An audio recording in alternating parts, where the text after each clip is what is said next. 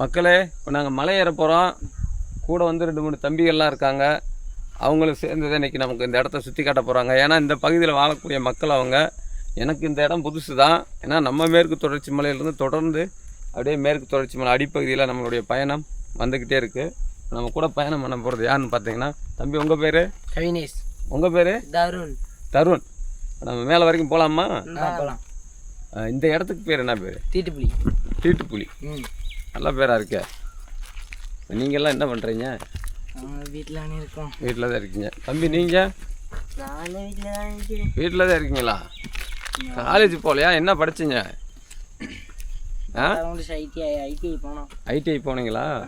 ஓ, பரவாயில்ல. இந்த மலையில் நீங்கள் ரெகுலராக ஏறுவீங்களா? இங்கே வரைக்கும் எப்பயுமே ரெகுலராக ஏறுவானே. ஓ, இல்லைதான் நீங்கள் விளாட்ற இடங்கள். அதுக்கு மேலே எப்பவுமே இங்கே ஏறி சுற்றுவோம். அடடா.